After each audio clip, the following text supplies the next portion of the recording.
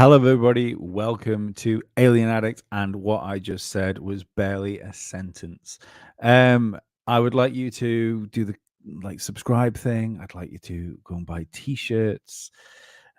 One of these t-shirts, one of those t-shirts, one of these, and definitely one of these. All the links are in the description for that sort of stuff. Next Wednesday, we have Dave Weiss, also known as Flat Earth Dave, on for a special Wednesday episode.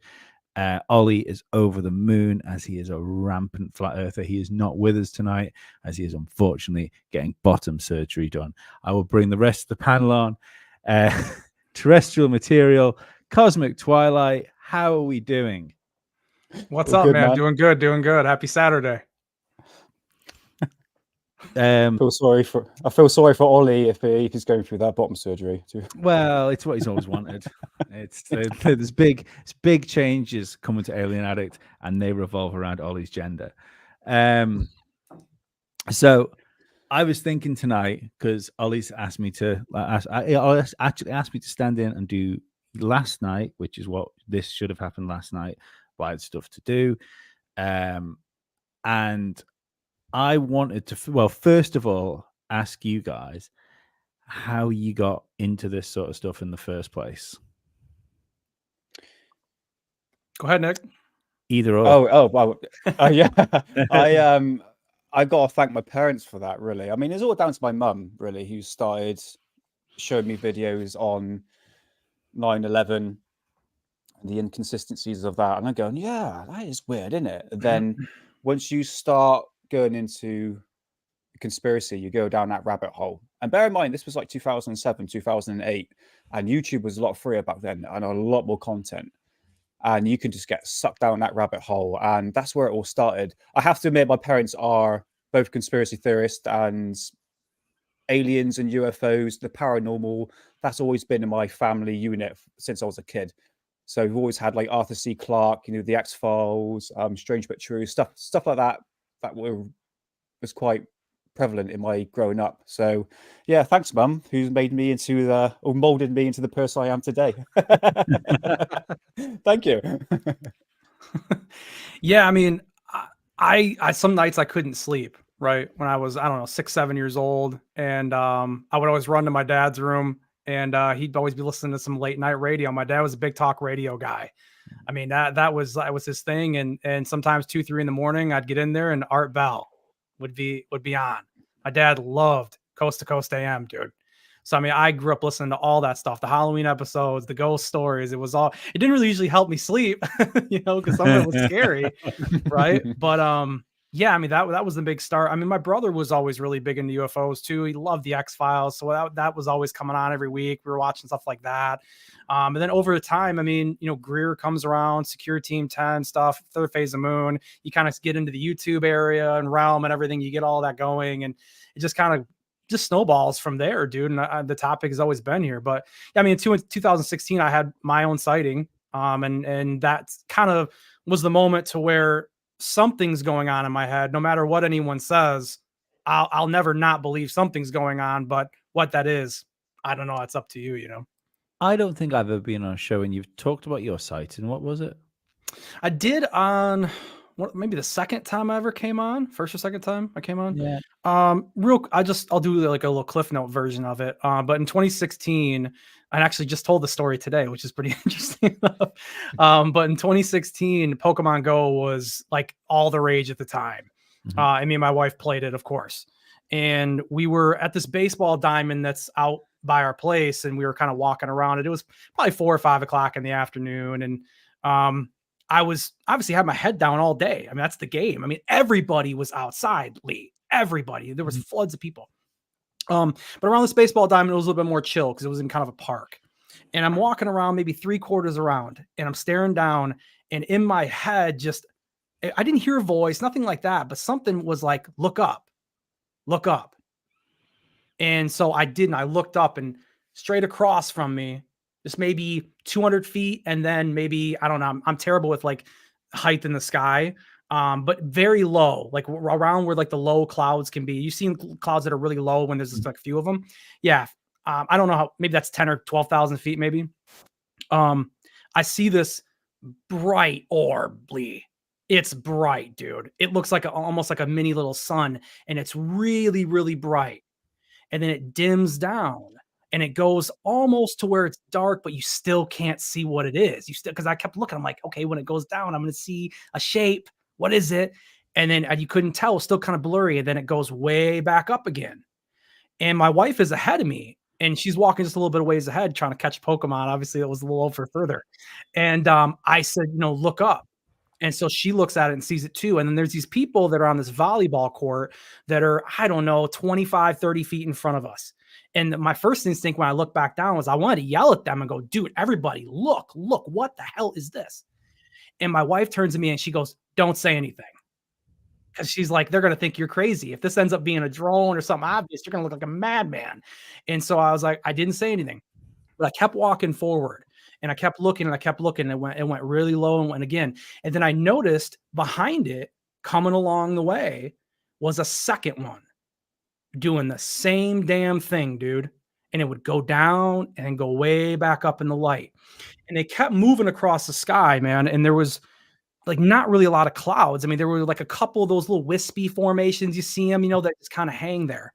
And so I'm watching this thing. And this whole thing was probably 35, 45 seconds at the most. And I'm watching it and it goes into this cloud, this one little stupid cloud that's hanging there, Lee. It goes in it. And I'm watching because it's misty enough to where when that cloud goes away or it's going to go through it, I'm going to see. And I'll know. Then I'll know if it's a plane. I'll know if it's BS. And so I'm watching it. It goes in the cloud. Nothing. The second one comes right behind it, goes in the cloud. Maybe 10, 15 seconds. Cloud dissipates. How they do, slow. Nothing. Nowhere, gone. And that was the craziest thing to me. And there's like this pathway that leads up towards our car from on the outside of the diamond, and it's lined in trees. It's a really thick covered pathway. And I just remember like running down that pathway, heading back to the car, and I'm like, is the FBI or somebody gonna be standing at the end of this pathway? Out like, hey, you shouldn't have seen that, man, and grab us, throw us in a van. It was wild, dude. I mean, I called my mom and I'm like, I seen this? I'm not on drugs. I'm not drinking. This is what we seen. Stephanie's seen it too. And yeah, man. And it changed it. I mean, I'm open for it to be, maybe it was sun coming off of something or whatever. Sure. But it didn't feel that way to me, man. And when I had my head down all day, to get that feeling to look up and then see something like that, really weird, dude. Got no explanation for it. I often wondered to myself how people deal with, because I've seen a couple of things in the sky on a couple of different occasions that I can't explain. But again, you're looking the two different things. I've got photographs of one of them, but it was you've seen the pictures of the people that were trying to take pictures of UFOs, and it ended up as being like a multicolored snake. Yeah. Yeah, I think so. Yeah. Yeah. So I've got a couple of pictures of something that looks like that on a black background. So it means absolutely nothing to anybody apart from the fact I knew, because I was walking home and I saw this thing like moving across the sky, and because it must have been there. I was like 10 minutes away from my house. So I'm not much of a runner. So I walked fast home to get my camera. At the time I had a reasonably good DSLR with I think like, I can't remember how big the lens was. It was like a Canon. Yeah, and it had like a reasonably good sort of lens on it as well. Yeah. So I took a couple of pictures and it disappeared. And then when I went back in and stuck them on my computer, and there was this like snaky thing on it. But again, it means nothing to anybody, and it could be anything. And then I was at a friend's barbecue. This would have been, I think this was before, like maybe 3 or 4 years before that, the one I saw at nighttime. But we saw a Silver J in the contrail of a passenger plane pass over, and it pulled out of the contrail and then just accelerated past the plane. That was fucking bizarre. I wouldn't have seen it actually. The only reason, because I was at a barbecue with my friend Mark, and the only reason that we even looked up is because he was a big flight sim guy, like aviation nut, and it was like, oh, it's a 747 Dreamliner or whatever it happened to be. And that's we said, oh, that's weird. And then that's when we started seeing this thing in the back, and it like shot off ahead of it. But I've always thought about people that see stuff that's you're like the Betty and Barney Hill type encounters and things. If those are real, I don't know how you can go through the rest of your life with thinking, I'm never going to know what that is, and I'm never going to have that experience again.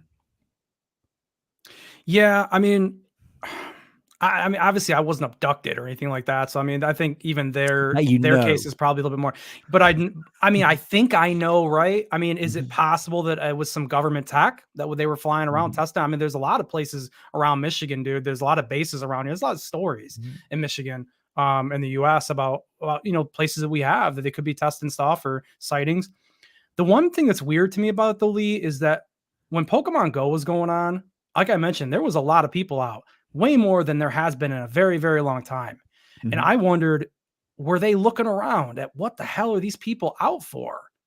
We don't see this many people walking around, crawling everywhere with their phones out and stuff. I was kind of wondering if they were surveying the situation. Maybe it shocked them. They didn't know what was going on. It's interesting. It's an interesting theory. On the secret tech thing, it could have been a good time to stick some out when everyone was looking down as well. Yeah. Well, one other thing I'll add is I had no interest, even though I had my phone out all day and I was using my phone all day and taking pictures and doing everything. I had no interest, dude, in putting my phone in the sky and trying to record it. I just wanted to see it, dude. I was like, I could actually be seeing this. I need to see it. I got to be sure. I got to watch what it does. If it zips away weird, I want to know. I don't want to look down, try to pull the app up even for 1 second. I didn't want to look away. See, I get that because I'm like that with a lot of stuff. Like when I'm somewhere, I'm not a big filmer of live events because you want to see it and you want to still be in the moment of it. Yeah. I was going to say, of course. I was going to say, I mean, I know the sort of your natural reaction is to observe the object itself because it's something you've never seen before. But I think a lot of people are mostly kind to actually get their phone out. I'm not saying everyone's like you, Ice Cream, when it comes to like shock and awe, what you're observing. Right. I think a vast majority of people would whip their phones out. And this goes back to the Miami aliens. I mean, the amount of people that were there, surely someone must have had at least some sort of footage. Everyone's addicted to their phones, I mean, I've seen so many videos of like quick reaction shots of, yeah, go on. But the reason I think something, I'm not saying I think there's a fucking building size alien walking around outside. The reason I think something really weird went on there is because if it was like a couple of gangs fighting or people fighting with sticks or whatever the excuse was, there would have also been mobile phone footage of it. Oh, exactly. Yeah. Good point. Very good point. But people are different. People incline different ways. They react different. I mean, you could imagine if everyone had mobile phones when 9/11 happened. Oh, there'll just be footage everywhere. In terms I mean, even of, still, there's a lot of footage of it, Nick. Even still. Yeah, sure. But as like oddly large amount of footage when you think about it. Yeah. It is, isn't it? Yeah. When it comes to like news reports and the people in public, really. But you can imagine it happening now when it turns of everyone's just got instant, video footage you can take. So do you remember back then, Lee? I mean, were dash cams really a thing in 2001? I don't think that they were. No, 2001. You were still anywhere near that. If you were 1 in 10 families might have a household video camera. Yeah. That you stick a cassette in the side of. Yeah. Right. Might be one of those little tiny cassettes, but still like a cassette in it. Yeah, I guess that's my point is like there's a lot of footage, but there's a lot of footage pre and during the event. Like obviously there would be tons of it after it. But there's a strange amount of footage that's early in the event too. And that's still good footage. I mean, there's YouTube channels that are up right now that have super high def footage of it now, which is pretty chilling to watch some of the stuff now, but it's there now. Yeah, no, it's wild. Some of the footage, especially the BBC stuff, was that good. It still had Building 7 in it when it was being reported that it was taken down. Yeah, I've seen that Yeah, clip. yeah, 20 minutes before. 20 minutes before. Yeah, who can forget that, man? Yeah. It's a weird Yeah. one. As far as like conspiracy theories go, and like the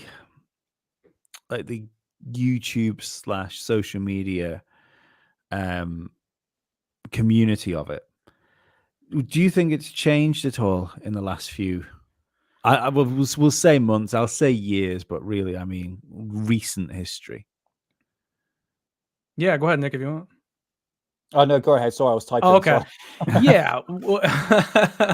No, it's changed, man, for sure.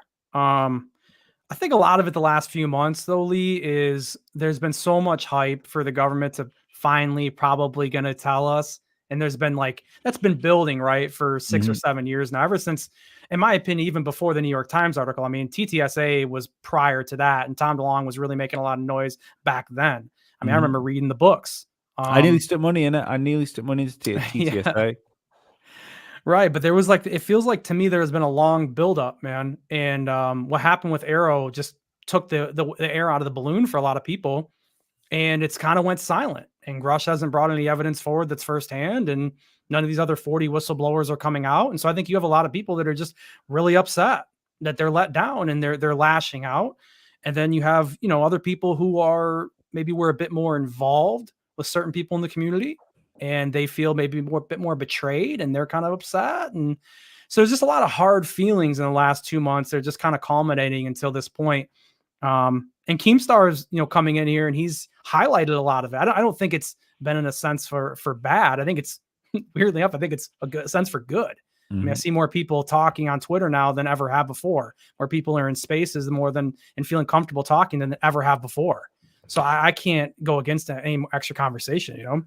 Well, I think that's one of the things I think that needs to change about this whole thing. And who knows, we might end up being victims of it as well. But the subject, I think people first of all need to need to remember that if they believe in UFOs, they believe in conspiracies. That is the biggest thing for me, because for some reason UFO Twitter and the UFO community, I fucking hate that word, or term, but they seem to have elevated themselves above conspiracies like that. I see people that on the daily talk about different types of spaceships that are piloted by different types of aliens that the government are holding bodies from, and I hear them criticize other people for being conspiracy theorists.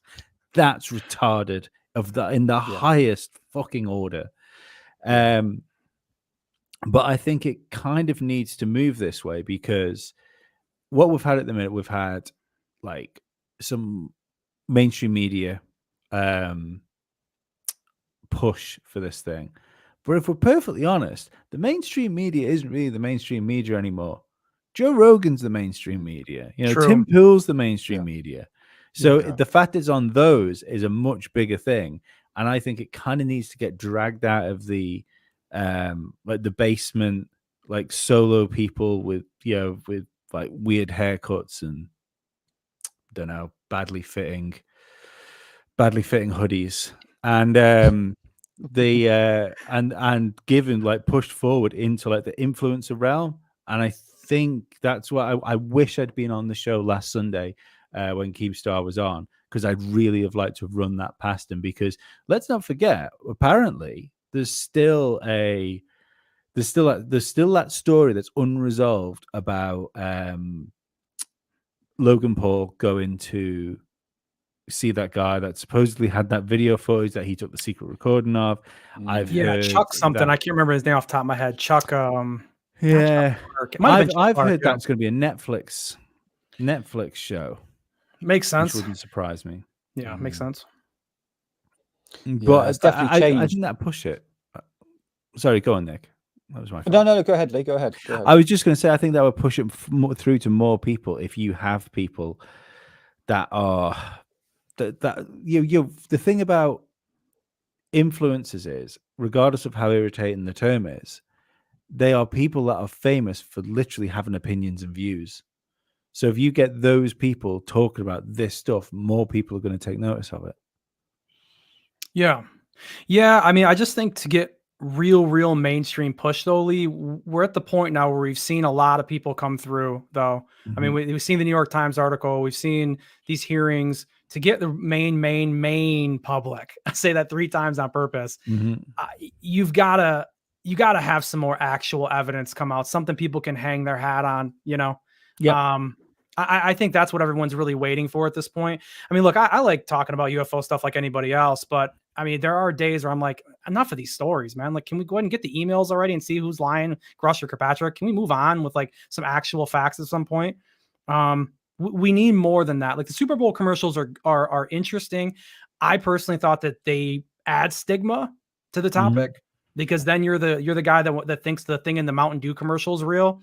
I don't think that really helps mainstream. It's there, but I think it was only 5% of the ads were UFO related. So even on that kind of a grand stage, you know, still were 5% of was the 5% of the adverts any other singular topic? I mean, not that I'm aware of. No. So 5%. No. If there's no trend, point. if there's no trend between everything else, if there wasn't like 5% that involved racing cars or 5% that involved planes. Yeah. I mean, the trend is mostly the woke sort of thing, so I'm surprised it didn't have anything like that in there. But 5% of, I mean, I said this last time about sort of advertisements that have sort of UFOs in it. Back in 2012, the London Olympics, I don't know if you remember that, Lee, there was a promotional video that had I think it was like a few months before the Olympics started. They had sort of promotional video that had robotic streetwalkers, and they had all these UFOs flying around, actually constructing the actual stadium, and it had all the pyramids and everything. And it's so weird. You look at it now, and I thought like an alien invasion was about to happen because it's like, look, you know, it's been presented. Well, all bets were off in 2012, weren't they? That was like... Yes, it was. Yeah. But it's fascinating. People's the mind calendar whipped me up. Yeah, the mind calendar whipped me up a bit. I bought into that, and I thought something's happening here. This is weird. I didn't think for a split second that a calendar that's circular would just start again. Yeah. But it's almost like now, I've been saying, even my mum's been saying, it's like something's brewing, something's like it's going to happen like before the election. And I think it's just the 2012 effect of, you know, everything's gone to shit to a certain degree around the world. It really has, isn't it? Everything's lost their marbles, you know. It's like, really bad, dude. Yeah. It's like 2 + 2 now equals 5. You know, that's how reality is now shifted. It's gone absolutely like we're past circus world, and I'm going, where do we go from here? You know, so it's very unpredictable. But I reckon probably something's going to happen, you know, to divert the election and stuff like that. I might be wrong, but again, it might be 2012 effect. You know, could be. Yeah, I mean, 2020 or 2012. I mean, I don't know anybody. If you heard about there possibly being something going on with that, you were wondering. I always kind of I laughed because I mimicked it when the ball dropped. You remember in Ocean's 12 or Ocean's 11, the movie where Basher's got the bomb strapped to the front, and he kind of turns away before he clicks it, and he covers his dick and stuff. Okay, so when it landed, Lee, I kind of went, Are we good? Are we good? Dude, I totally did. I was like, I don't know what's gonna happen. I know Rogan talks about it. He was a believer. They thought it was going down, you know? Yeah, but that's part of the trend, though. That's part of the trend, isn't it? Well, could be. Well, if you look at, like, for instance, I mean, why do they put the Super Bowl commercials out in terms of like UFOs and aliens? Because it's the trend. You know, this is what people are talking about. It's like they had these board meetings before. They obviously mentioned before that they have these board meetings to say, right, okay, what Super Bowl advertisement we're going to do this year, and they find what is the hot topic for what's been going on the past year, and is UFOs, UAPs, and aliens. So they think they sort of capitalize on that. A bit like the moon pie situation, you know, they sort of went on that bandwagon as well. So again, it's just to do with the trend. And I think Twitter amplifies things quite a lot. Imagine if Twitter was around like 2012, it'd be like extra ramped up, you know, because you had the movie 2012 that talked about No, the movie was all about cataclysms and catastrophic events and all Pole that. So Shift, that wasn't didn't it? help The either. 2012. I think we had Twitter in 2012, didn't we? I think my account's from 2011. I think we did. Oh yeah. I think we did.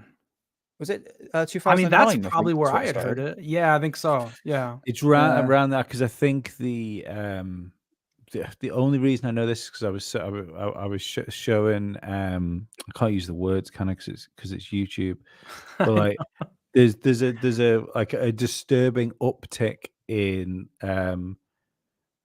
young people like writing themselves off after the widespread uptake of social media. So I think you're right. I think it hit in 2012. 2014 was when it really started swinging hammer, and then this chart just slowly starts to like skyrocket from there. It's fucking wild. Like It's taken wild. over too, right? I mean, I don't know. Like, what is the other big one? I mean, who still uses Facebook? I mean, I don't know. I know this guy said something about on Facebook, and I said, "Yeah, I'll let my grandma know, dude. She'll check it out." You know? Facebook like, is man. for old people to shout at each other Yeah. and new parents to buy baby clothes. That's pretty much it. I've heard some of the boomers on Facebook get a little wild talking about UFOs too. They get pretty crazy. I wouldn't know. Like the only reason I even have anything, like I still have a Facebook profile, is because I still know people that use Messenger. If we could all get on board and just all use Signal or something else, then I could get rid of that thing altogether. But on the social media side of this, the Twitter really has, especially in the hands of Elon Musk, I think it's shown just how many people are interested in this sort of stuff. I think it's shown that that conspiracy theories are less outlier views than we thought they were. And there might not be people that are like 100% sort of, I'm 100% believe this or that, but there's enough people now going like, look, something is up. You know, you'll get the odd tweet that of someone like showing a like Taylor Swift like singing like "Bad Love" and it's like, yeah, there she is, but why is she in like a metal serpent with red eyes? You know, there's inconsistencies in reality that people are going, I'm not sure about this. Yeah, it's a bit like Sam Smith dressing up in a devil's costume, and if you knew the symbolisms behind it, which vast majority of public don't, you'd be like, hold on a minute, and then you point it out to people, and they have no idea when it comes to symbols. But it is oddly, isn't it? When you look at it, you think, what the hell's going on here? Like there's some sort of occult ritual to sort of sacrifice and effigies and stuff like that. It's fucking weird. Yeah, I mean, this is kind of taking it slightly off the rails a little bit, but I don't think it matters too much. But I was in the UK a couple of months ago, and when we were there, we were going around all these shops, and I can't remember what it was. It was a shop in Manchester that was like a trendy, like bazaar type sort of thing. It was like five stories. Each floor either had a load of like independent traders in them, or what one floor would be like one if it happened to be a big thing. But it was heavy on the like progressive woke LGBTQ plus AAI stuff. Right, really heavy. Now there was one floor in there, and I reckon, I mean, 50% of it had like Baphomet on the t-shirts and on the bags and on the things. And what I couldn't get in around my head is that if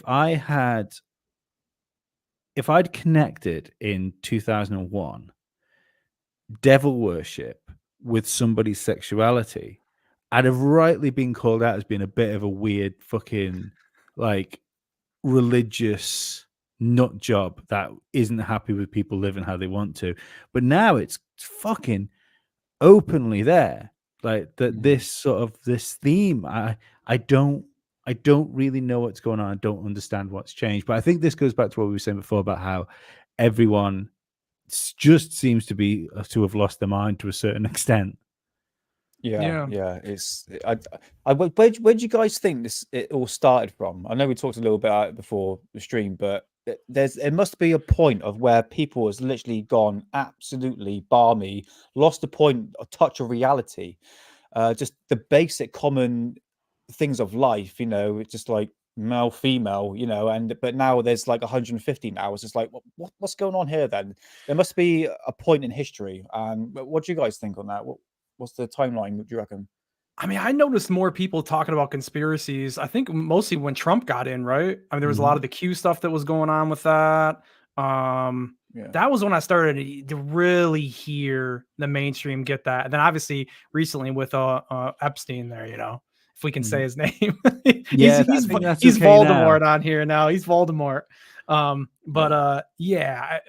He's been really big. I don't know. I don't think we pulled like, I don't know. I still think there's a lot of people, Lee, and Nick, that don't really look at aliens as a conspiracy theory, though. Am I wrong about that? People seem to be way more cool with talking about that and not feeling like a conspiracy theorist when you compare it to like other things like Q and all that stuff. Am I crazy for that? Or no, I think you're right. But I think the weird thing about that is I do think people are more open to talk about just conspiracies in general now. But I think the UFO topic is the lightest of the conspiracies. Conspiracy diet. It's diet conspiracy. Yeah. But I mean, the funny thing is, this is what gets me about people that don't consider like the UFO topic a conspiracy anymore. That are inside it. I mean, you're literally saying that the government are hiding extraterrestrial crafts. That's a conspiracy. Sounds like a conspiracy to me. Yeah. It's funny because it's like Nick Pope. Nick Pope. He's big on ancient aliens, and I clearly remember him saying, Nick Pope told me he was too busy to come on my show. No, he didn't. He did email back, so that's props for that. Well, tell him the Rendlesham book sucked. I'm sure you'll get a response quite quick from Nick at that point. Oh, I can imagine. But the thing is with Nick Pope, he said many times, there's no such thing as conspiracy theories. But yeah, you're doing conferences or on a show called Ancient Aliens, which talks about conspiracy theories. I think it's a bit hypocritical. You know what I mean? Yeah. He lives the best life, Nick Pope. Like he just walks around seemingly he does one of two things. He either says fucking whatever he fucking wants to say, or he just talks about Rendlesham Forest. Like I don't understand if you're hiring Nick Pope. If you listen to this, Nick, I would still like you to come on the show. But I don't understand if you're hiring Nick Pope what the value is for the conference point, because everyone in that room must have already heard the Nick Pope show like 100 times before. Yeah. I agree. I think out of all the UFO celebrities, he's got to be the most boring to me. I have to admit, I don't listen to him. I found it interesting that he was even with Green Street on that basement office, right? Does anybody even know how that even came to be? Because it was very weird. Green Street's a strange guy. But when when that first started, I enjoyed watching the basement office. Now, I mean, he might as well have Mick West running his Twitter. That's a strange twist. Yeah.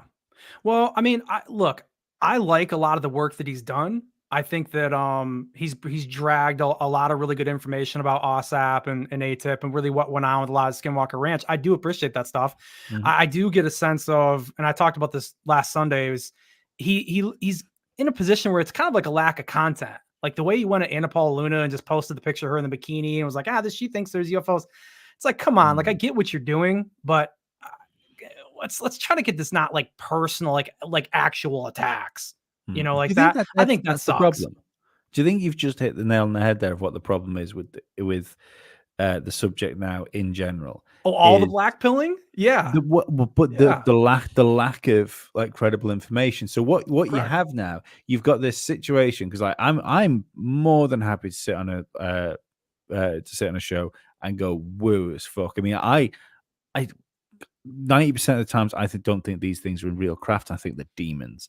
So I'm happy to go other places, but there seems to be this divide where people don't seem to be happy to stray from the 90s. There was a crash flying saucer. We recovered it. We stuck a sheet over it. We couldn't do anything with it. So we kept taking the sheet off every now and again until we got fiber optics and CDs. And now we've got TR3Bs. And that's they don't want to veer away from that, but because there's no substance, we keep saying this is how it is. And we just talked about phones. I think the idea of these things being like solid craft that are being flown by extraterrestrials, like falls more and more the better technology we have in our pockets. Because at some point, like everybody, if there was close encounters going on, every one should be knocking out Billy Meyer like level pictures of flying saucers by now. Yeah. If that was the case, you would think so. Yeah. Yeah, you got a good point there. But yeah, we're still waiting for that evidence. But yeah, it's an interesting concept about these are demons, but this, flying saucers has always been there since the 50s, even before then, when in terms of the classic flying saucer, George Adamski sort of type. And I'm surprised how we haven't had another photograph like that, which kind of alludes to what you're saying, Lee, is that this is most probably what we're seeing in the sky in terms of triangle objects or even flying saucers, that aspect. Most likely probably be human technology. Yeah, Lee, I think I kind of just maybe jump back a little bit. Yeah, I mean, I think it is a lack of content, but I think the reason why you don't see people like Green Street and maybe even McWest like really go back and look at these older cases is because they're just not as easy to look at. You don't have video footage that keeps coming out that's new. You don't have, a lot of foiable documents that go through a lot of the older content. Like go back through Cache Landrum and stuff like that. It's hard to like debunk these. It's not easy. It's a lot of fucking work, man, to do that. And to be honest, that's what I'd rather see Green Street and them do. I mean, look, I think we have the technology. I don't think we made it ourselves. I think if we had the stuff since the 50s and nobody else has figured it out but us, I think that means that we got a little help along the way. I mean, there's plenty of competent physicists in the last 80 years. Someone else would have figured it out too. And we just don't have that there yet. But yeah, I think it's very difficult for them to go back and do that. But maybe they will. I would like them to go back and look at Lonnie Zamora, go back and take a bigger look at Aerial School and dig into that and see what they come up with. But did you hear? Did you hear? Is it? I can't remember. It was Brett or which is it? Brett Weinstein that's always on Rogan, or Eric Weinstein? I think it's Eric. Brett. Yeah. Is it Eric? Yeah. Did you hear what he said? I think it was on the Modern Wisdom podcast. Yep. About the idea that we've been making UFOs and that they're earthly technology, and his point there was that in order to do these things, it requires, I'm not talking verbatim here, I can't remember what the actual words he used were.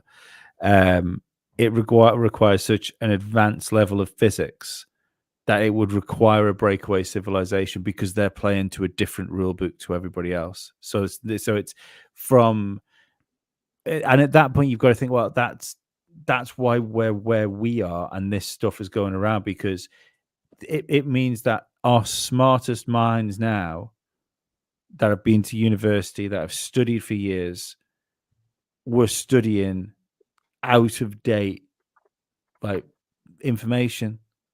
And that's a fucking hard pill to swallow, especially for people out there. Could you imagine if you'd spent your entire life getting your masters, right, and then you've got someone else going there saying, no, but we're doing this, and you're going, no, we can't do that because I know that's not possible. Yeah. But the ego hit that would take to sort of go, right, tell me about your UFOs. Yeah, it's a tough one. You definitely would feel like you've wasted time. Yeah. I mean, I'd be pissed for sure. If I was him, dude, imagine if you were that. Yeah.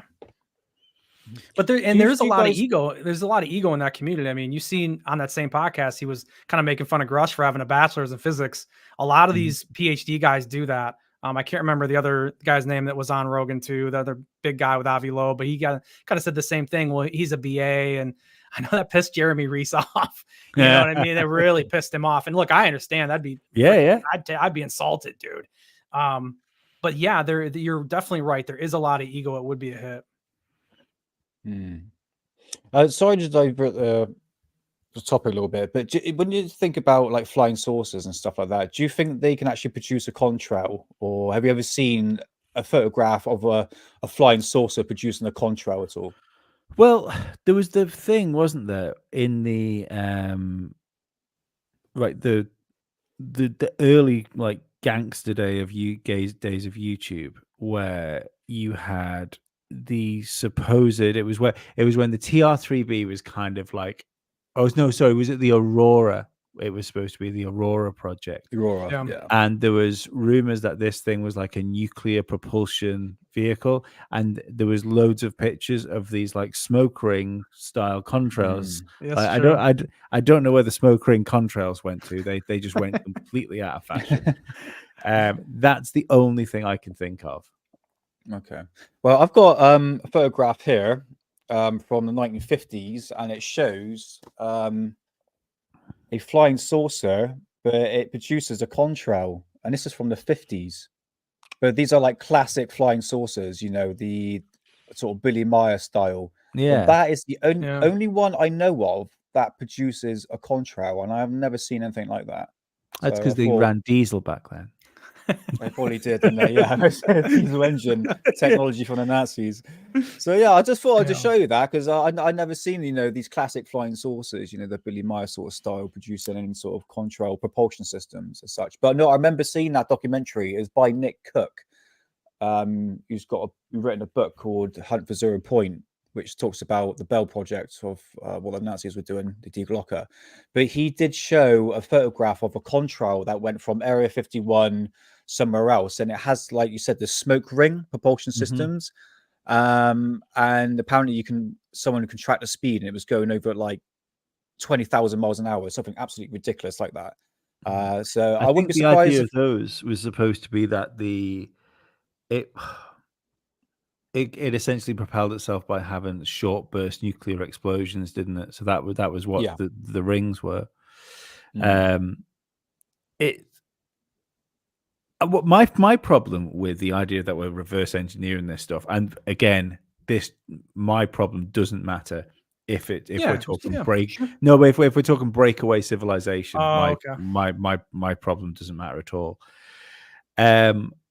We haven't seen any trickle down, and like we've seen it in like telecommunication devices being the big one, right? Because realistically, like when you think about apart from we can possibly argue AI now, but realistically, up until this sort of beginning of like AI generated stuff, we haven't come on a huge deal since like the release of the first iPhone. We just made them slightly sleeker looking and a bit faster.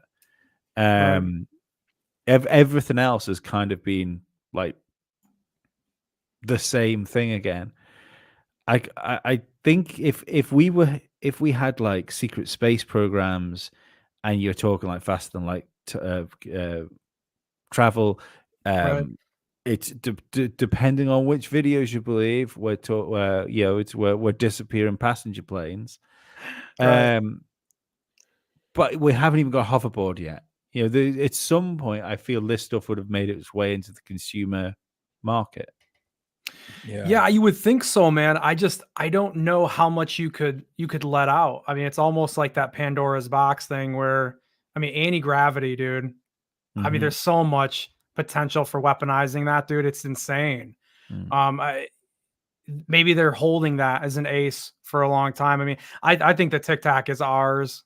I think that's why those guys showed up on that boat and took that footage and took all the telemetry data and everything instantly. They went there because they knew what was going on. That's why. Everyone always says that. Oh, and they came right on the ship, but they came right here and they took it. Well, yeah, dude, because they knew it was there. I mean, how do you instantly get to something that you know is there? I mean, you could also argue, Lee, that Oh God, now I'm having a brain fart. Which is that some people argue that we just never figured out the tech though either. That we every 10 or 20 years we open the hood and see, or try to open the hood and see what we can do and see what we can figure out, and it makes doesn't more go anywhere. sense. I think it's a possibility for sure. I don't think you can argue that it's a possibility. Yeah. Yeah. I think it makes more sense that we haven't worked it out, because I mean, it it's the old story, isn't it? If you take an iPad back 2,000 years, just drop it somewhere, Yeah. they're not going to start making iPads, you know, in True. any short order, because that it's not even if you can start working out the how the propulsion systems works. Like, well, what software they're using? You know, how does that work? How does the software regulate how the engine of this thing works? Yeah, I think that's true, but I think one part of that that's kind of left out though is that we don't really know what. Let's say you took it back in Egyptian times. Mhm. I mean, Egyptians didn't really have diagnostic tools for technology at all, though. I mean, we do have a lot better Sure. tools, Yeah. machinery that we could actually take a chance at figuring it out a whole lot easier than they would if they were just pushing around stones. If you believe that, what's Mhm. going on. So I think it definitely matters different. I mean, if you hand me an iPhone, I'm going to figure out how to use it a lot better than a 1-year-old is, right? Yep. And there's not a giant Yeah. technological difference. There's just I have more tools and more understanding. That's just advanced. So I think that's part of it, though. It's possible. But I think you'd also have to have these crafts be in the same, like the same area of technology. So take Sure. take the Egyptians, for instance. The reason we can't work out how the pyramids were made is because they're massive stone blocks, and we simply don't build like that. You know, Yeah, we don't do that scale of build with those materials. I've always thought to myself, I think the like when you see like the stones melted into each other and stuff. right. One thing, if people made those things, one thing people are really good at is doing things the easiest way they can possibly do. So that's how we do things now. We found the quickest, most efficient way at some point in history to build a large building. The easiest way for them to do it was how the Great Pyramid, or how these like megalithic structures all over the world were built. That was the easiest way for them to do it, because you just don't go out of your way to do things the hard way. True. But Yeah, it's not human nature to go the hard way. Yeah. So Yeah. that that's what always makes me wonder about the if there's been crash retrieval stuff, is if it is earthbound of things that are already here. Because if they were already here, they're at least we're playing the same physics ballpark, you know. We're not only that, we're playing with the same materials as well. Interesting. Yeah. Yeah. Yeah. Interesting. This last year or so, I haven't been as married to the idea of it being extraterrestrial. I have been leaning way more towards somebody's been living here before us, dude. Or AI is either cracked gravity and kind of come back in time and maybe gave us some spaceships and built some stuff for us or something like that. The thing that kills me about extraterrestrials, especially lately, is I heard this NASA scientist that was talking to Kurt on TOE, and he was saying, the problem is that even if you're able to travel that fast and get across all these light years, by the time you got home, the time difference, dude, the project would have been over by generations that you came from. Like, how could you go there, come back, and then continue the project when those guys' grandkids upon grandkids upon grandkids are all dead? The time difference. That when I heard that, I'm like, God, dog, that makes sense. Damn. Yeah. It hurts that whole philosophy. Yeah. But if you are talking about aliens being advanced, millions of years advanced than we are as humans, you would have thought they would have figured that stuff out by now, being intelligent beings. Yeah. Right. So, right. I mean, it could be like Well, astral projection could be real. I mean, they could have said, we have to be somewhere instantly. We can't play this material, get into a tin can game anymore. Like, we have to find a way to be there and then be back with our consciousness. And that might actually just be technology. Who knows? I mean, that I'd never thought about that before. Like the distances traveled and the fact you couldn't keep a project working, because that would be like a hard block of even getting to the point where you could do instantaneous travel, because you'd have to go through that bit before you get to the part where you can traverse those great distances. It's Interstellar on steroids. Yeah. It's interstellar on steroids. I mean, because you're going way further than Mars, dude. I mean, you're traveling a long ways, and that really changed my mind, man. Yeah. About that possibility. I don't know. I don't hear people talk about that, Lee. Nobody does. Nobody talks about that time difference. Feels like it's uncomfortable. You just want them to turn up, and we don't worry about why. See, the thing I've always had is if the galaxy, if the universe and therefore galaxy is like teeming with life, there's loads of different stuff out there. You know, with hundreds of thousands of different like civilizations which have got like space travel, and where we some reason we always put ourselves in the baby seat. Like we always decide, oh well, everything else is more advanced than us. What if we're it? What if everything else is monkeys and apes, and we're the only technological civilization that is in the entire universe? You know, it's just, someone had to be it. Someone had to be in all of the history of time. Someone had to be the first one to like make an iPad. Yeah. So, but that's terrifying, dude. If I learned that it was really just us, oh my god! Can you think of the celebrities who are the top celebrities right now? The ego, they really are the best in the universe, Lee. I mean, you just double or tripled, if not 10x, everyone's ego. You know, Vince McMahon would be happy that he crowned the Universal Champion. Like, I told you, Roman Reigns is the best in the universe. Vince is not having a good year already, man. No, he's not having a good year. He's not having a good year. But yeah, my thing with things visiting us as well. If you had like civilizations that were so far advanced of us, I don't think they'd care about if we saw them or not. I think they go about the business in the same way as we go about our business around smaller animals that are there. We can, like, you get bears in the forest, or animals in woods. They can't stop cars driving through the forests now. There's roads that are going through. Like we don't like hang around and go, should we just like wait? Let's wait till he's moved because we don't want him to see us right now. No, let's go.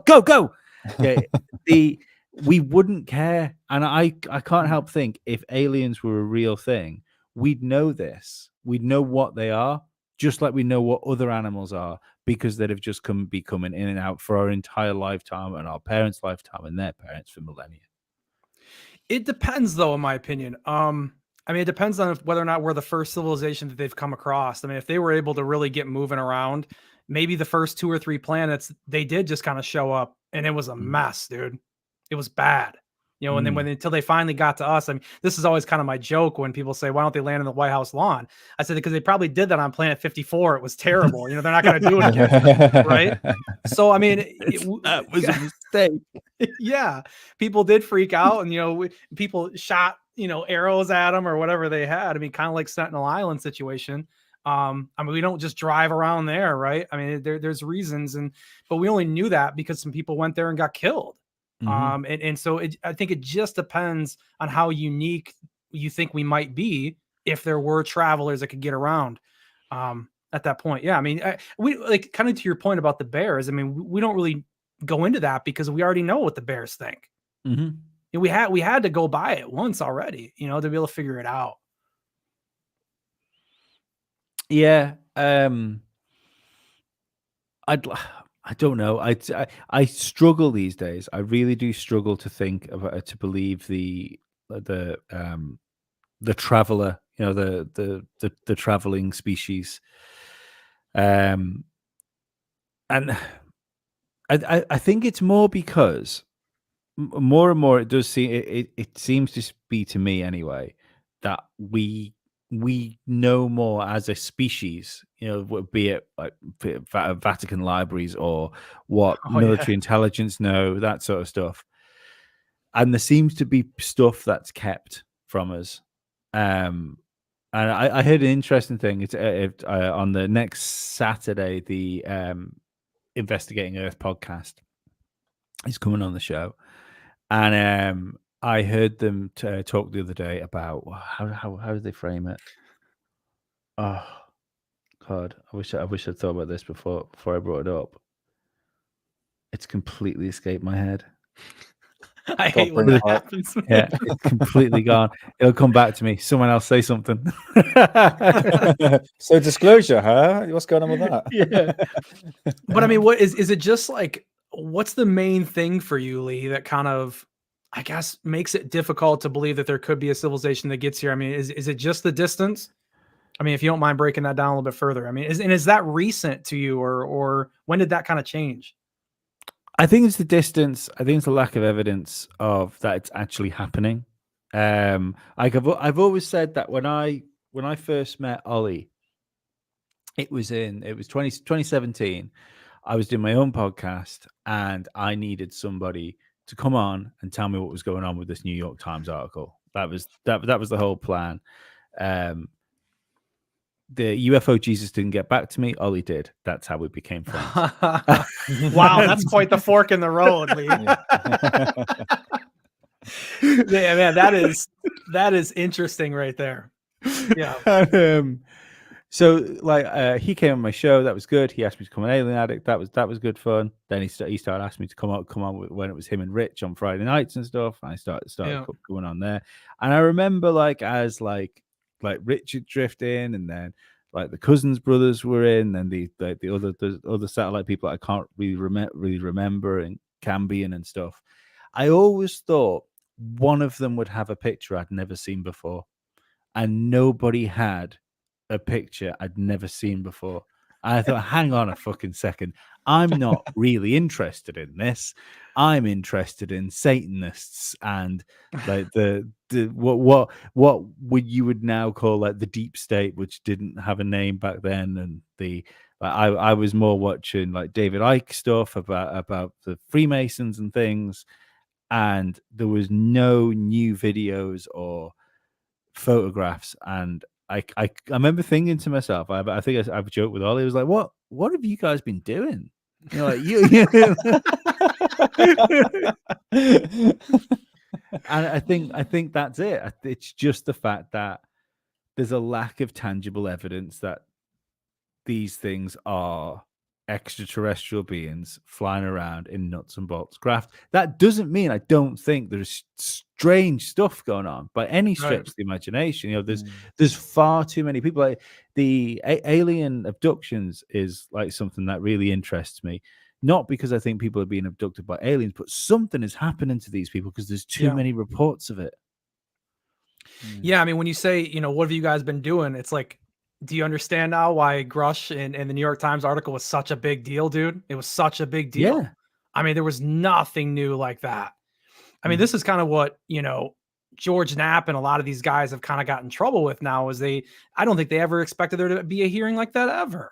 I don't think they expected Bob Lazar to get grilled the way he has publicly about where's the 115, and the clip to come out from George Knapp and him saying he knows where it is, and everybody sees that and is yelling at him.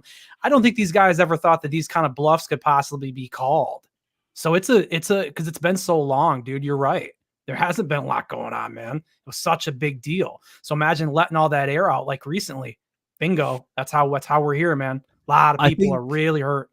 I think the Congress thing was the beginning of the Black Pill movement. Now thinking about it, because for sure, Grush helped. Yeah, that was wild to me. That you had like listening back to that, especially when they start talking about biologics and things like that, and I can't remember, it was whichever the Congresswoman with the female, she was smoking hot, very good looking. Is it the one with the glasses? The one with the glasses, yeah. Yes, Grush about the biologics, yeah. And but I was listening to this going, this is fucking wild.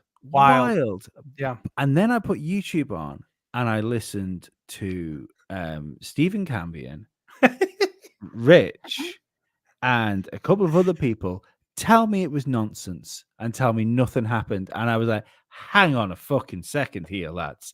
You've just had them talking about alien bodies in Congress, and now you guys are telling me that this doesn't mean anything, and that baked my mind. Yeah, I think they were. Everyone is expecting evidence when it comes to the congressional hearings, and this is it. I was expecting it. Yeah, And you get even I evidence, was you get saying, Jaime Maussan. Watch what you ask for. oh yeah, I know exactly, man, exactly. Yeah, it was to be expected, but I think that it was such a big hype, and from then onwards, I mean, this is what these channels talk about: lack of evidence. Where's the evidence? And then it's like you can't just expect to put like a box of evidence out and say like, here you go. It's just like it doesn't really work like that, regardless if there's any legislation being passed or not. And I think this is what people are expecting. They want evidence, and this is what these channels always talk about. Where's the evidence? Where's the evidence? Show me the evidence. It's like, you know, but I understand why they're saying there's a massive nothing burger, because the grocer stories have been, you know, they're decades old. You know, I've been hearing stories of crash retrieval programs for decades. I mean, haven't you heard of Roswell before? I mean, they would have had some sort of program from there, and the accounts of, oh, there's been, you know, over hundreds and hundreds of crash retrievals. There must be some sort of program. So the concept of that story has been going for 80 years, but we just want evidence now because it's just a decades old story. To bring this back to what you said before then about how this divide seemed to happen around the Trump administration, see that's the thing. I don't want people listen to this to think I'm blaming Trump for it. I'm not. It's the tribalism of politics. I think is the main thing. It's that left right divide.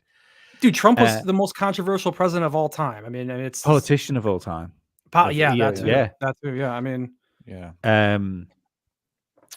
But what he did, and I think was, I personally, I think it's the best thing that happened through the Trump administration, was people completely lost faith in media and institutions, because they could see, like, regardless of what that guy did, he was attacked at every moment from every left-wing newspaper or TV station, regardless of acts. I will I still think that a country that has given us as much innovation as the United States should probably have had two better candidates than Hillary Clinton and Donald Trump. I think you could have tried harder.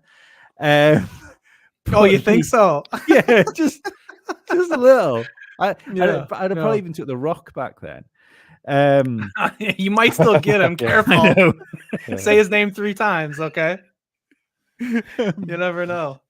But the problem is the problem was when the Congress thing happened, because obviously you're talking after the pandemic as well, where again there was a massive drop in faith of institutions.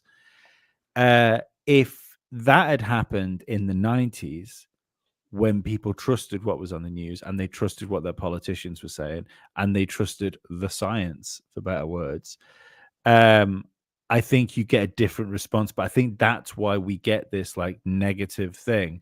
But that's why it's more important listening to someone say one of these things on Joe Rogan than it is in the news, because we trust one of those things now. Yeah, I think social media plays a massive part as well, because it's such a big platform where everybody can speak to each other, people that we never know all around the world. And because people have difference of opinions, nobody can accept that anymore. It's just, so we just have to like scream and shout at each other. So if we had social media like Facebook or Twitter back in the 90s, it might be a completely different situation. But the fact we didn't have those platforms, it's hard to tell what people would be. But, you know, you think Independence Day, The X-Files, Men in Black, there was a lot of UFO related programs at that time, believe it or not.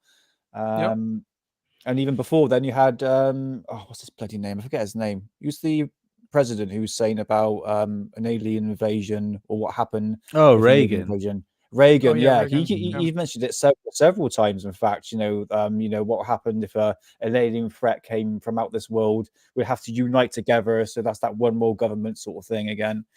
So there's always been hype, but I think social media plays a massive part in people's psyche. Do you think we get back? What's that? Do you think it levels out? Do you think we get back to some sort of place of normalcy? No. Honestly, for my opinion, I mean, depending on what topic you're really talking about, but I think people are starting to wake up in small droves. I've noticed. I think after what happened 3 years ago, where they went, when everyone's staying at home, people are starting to question the mainstream media and start like, hold on a minute, with this. I mean, even governments and politicians alike are just absolutely so corrupt, and it's so in your face. And I think it's changed a lot of people's perception. But I don't think a lot of people are starting to wake up to the deep state, if you want to call it that, the commentaries about that. Yeah, I think what can you say on YouTube? I think there's a problem with that because there's a lot of people that are pot committed now.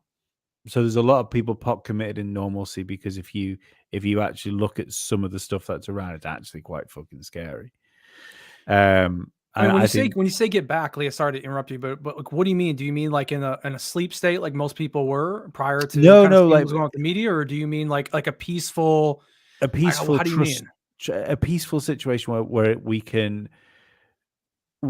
find a trusted news source, say, because it used to be the thing. I kind of miss the idea of coming in at 10 o'clock at night. Like news at 10 was always a big thing in Britain. Yeah. And you would watch the news and you would find out what's going on in the world. Now, like, I mean, I don't even have a live television come in the house now. Like, I have Netflix and I have YouTube, and that's a bit. I have Netflix and YouTube, and basically all I watch is pro wrestling and Joe Rogan. Well, I think you kind of answered your question right there. I mean, I don't know if it's really a go back. I think it's just a changing of the guard. I mean, it kind of I like to liken it to cable. We all just moved away from it. I mean, mainstream media is cable. We're all moving to Netflix and YouTube, just like you said. It's just a changing of the guard, essentially, and that's what we're still going through. It's just taking a long time because, I mean, the mainstream media, everything, that's all run by 3 companies at the top, dude. And so they're quite the giant. That's a lot of heads, man. They still want things the way that they are, and they're fighting it. I mean, you see it now. A lot of these apps are trying to, charge a lot more money, and they're trying to kind of come together a little bit to form that cable cost again, and trying to wrangle everything back together. So they're attempting it, but I think that most people will just kind of deflect it. They'll just cut down what they get. They'll, sharpen up. I just want Netflix, or I just want this. And it's all just a progression. It's like a revolution.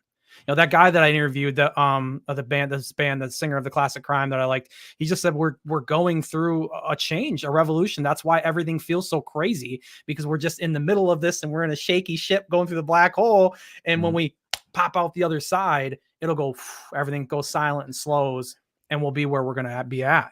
AI is a real crazy situation right now. Mm-hmm. Yeah. I don't know how I feel about AI. It's going to be so pervasive in like every aspect of things we do.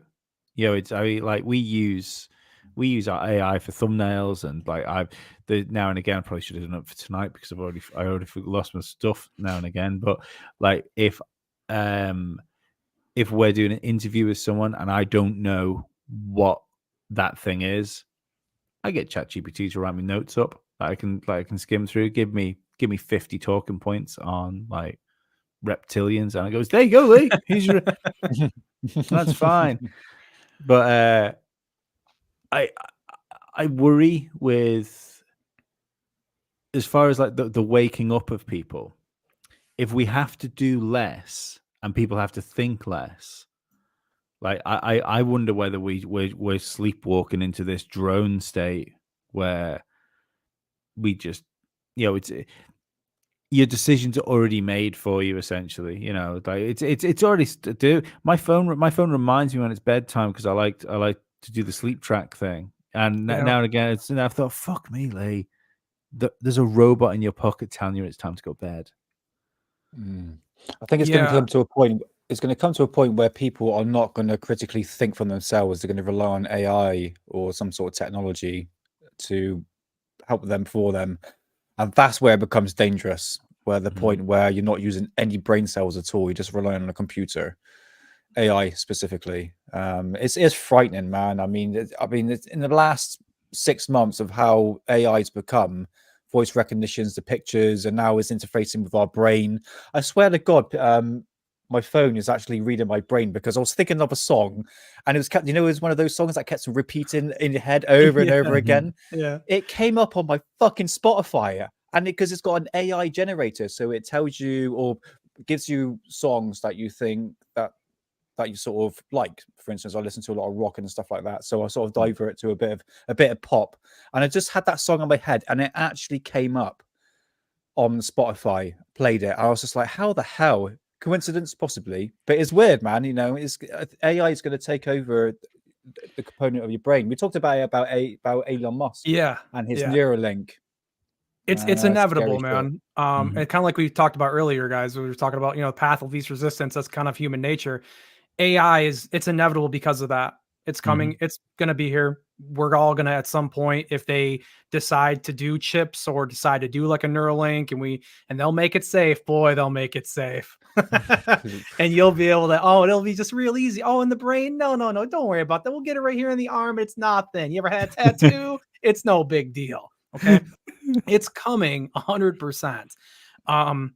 What I hope that they're going to do, though, is just realize that now and maybe be working on a set of laws, 3 laws, little iRobot kind of a situation. They're looking at the defense from it, maybe 2-to-1 as part of the development of it. Development, and then 2-to-1, double our effort on controlling it, because the problem is, guys, it's coming so fast, and then our government's they have no idea.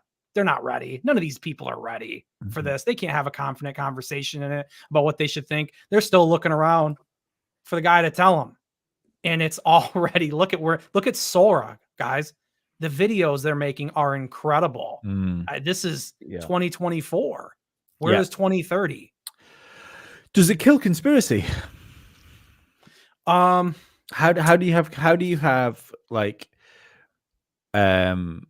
how does Mick West exist in a post-truth world? It's a damn good question, dude.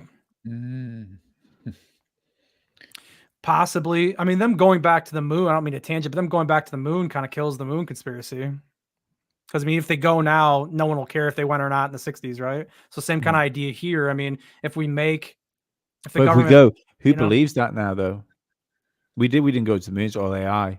So it's just AI footage. God, dude, you're right. Yeah. You got me there. God, that does throw a damper on things. Yeah, I'm waiting for the actual alien invasion AI produced Bluebeam. Yeah, sort of style, but it will be absolutely out of this world. But we'll see what happens in the election this year.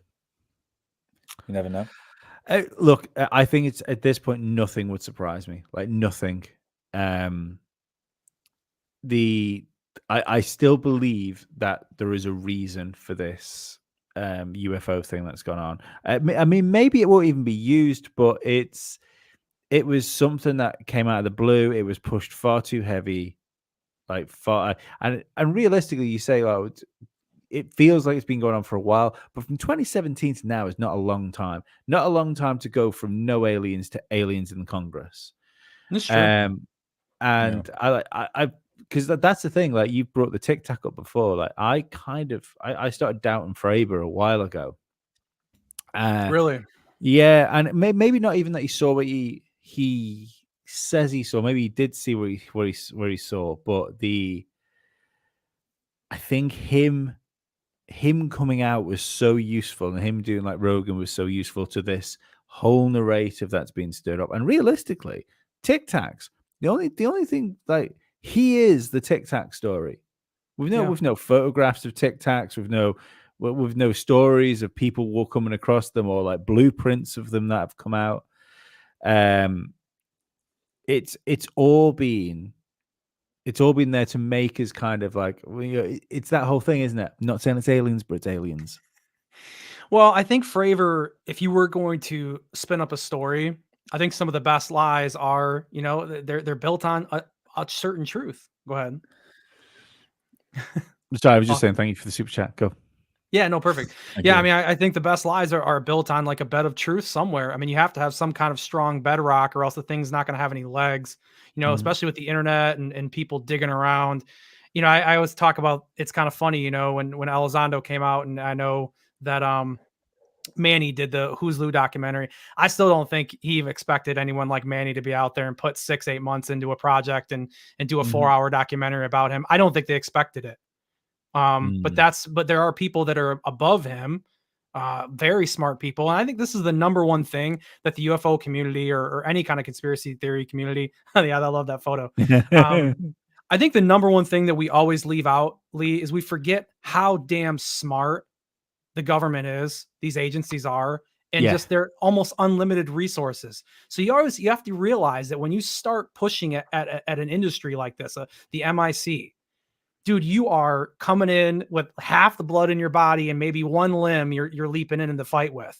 These guys are so much stronger than you. And so they've seen this stuff coming from way out. And that's why I think Arrow has been a program that they've been trying to engage and trying to figure out, okay, how do we kind of take this narrative back? And Arrow's been in the works for a long time. And now you see that it's Kirkpatrick and Arrow's done a pretty good job at sowing a lot of doubt. It's very interesting. They're fucking smart, dude. CIA. Well, I 100% believe that there is that we all know what Project Mockingbird is, and that there is people installed in like YouTube communities and stuff like that, but like there to push a message out. I 100% believe that Lou Reviews was used, or the unit. We think what was it called? Celebrity Review. So I can't remember what Unidentified Celebrity Review. Yeah, that's it. Yep. When he was popular, but the he laughed a lot more back then. I feel like, you know, he was happier. He was when he came on the show back then. He was happy. He was a happier person. The like black pills, they're not good for you, but the thing is, I genuinely believe he was used, and I think he was used by Lou Elizondo and whoever Lou Elizondo's job was out there, because it really got the Lou story in amongst the like the UFO YouTube and like the conspiracy theory community. You know, it embedded it there. I still think that was supposed to be Tom DeLonge that did that job, and I think the only reason Lou came out was because Tom DeLonge went nuclear on Rogan. Yeah, it was horrible. Like fucking psychopath. He did great all the way up until then, right? All the stories he told, the books, everything. It's so interesting that that's where he kind of fell on his face, right? Wouldn't it be wild though if that video is real? God Almighty, yeah. You know, it's because it's. I'll probably get some heat somewhere for this in the comments, but I still lean towards Ashton and the MH370 videos being real. Sure. And it's the thing is, if you're talking about a vehicle phasing out of time, how the fuck is that supposed to look like? I don't know. What is that supposed to look? Is it supposed to be hit by lightning first? Should like smoke come around it and it spin around, or should it just blink out like a light? Right. Yeah. But I mean, because that I don't think that is it. Did anyone ever come forward to confirm they hoaxed that video? Nobody does. Nobody does, man. There's so many freaking theories everywhere, Lee. You know, theories everywhere. I mean, listen, I think everyone's entitled to their own theory. I just think that I think a lot of people haven't been as honest, and I don't mean to pat myself in the back on this, but I think I've been a bit more honest and a bit more open with it than some people have. I mean, like I told Ashton last week, I was like, you know, I originally felt like you just knew the videos were fake and you were just, you know, pushing a story. But one thing I don't think he's not an actor. And you go back and watch when those images came on his screen from the clouds and you see just how he felt about that. He was crushed, dude. That was not acting. Yeah. No. That's the moment where I went, oh, he believes it. Okay, well, I believe some crazy stuff too. Whatever. Let him have his thoughts. That's what everyone should have done. That's exactly. And the I wasn't going to bring this up today, but I've Yeah. thought I think the way Area 503, Stephen Cambion, and Lee Reviews have behaved over the past 3 weeks is fucking disgraceful. Not disgraceful as by UFOs and stuff like that. It's talk about stuff. And him and the who was the guy we mentioned before? The Average Chris. yeah, Yeah. like on a human fucking level. I don't care whether you talk about UFOs, football, or politics. On a human level, fucking fuck nuggets they've been.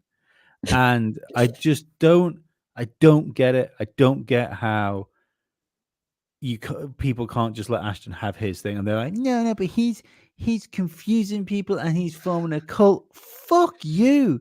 The only reason you're angry is because he's formed a better cult than you did, because he's been more fucking efficient at getting eyes on his theories than you have for the last fucking 10 years on YouTube. He's done in 6 months. And not only has he done what you've done in 6 months, he's done it better and he's got it to more people. And that's the thing. It's fucking jealousy. And then you've got, I couldn't move away. I blocked Stephen Cambion the other day, not because I want to block people. No, I unblocked him afterwards. But I couldn't move. I couldn't move on my fucking feed from seeing Ashton destroyed theory destroyed. And like, I'm not being funny. I watched that show. I watched some of Cambion stuff now and again. Of course, yeah. All he did was take other people's work and put it together in one long video that he put out.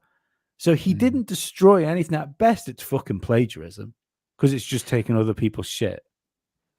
So I don't know. It's it just annoyed me because Ashton's a good guy.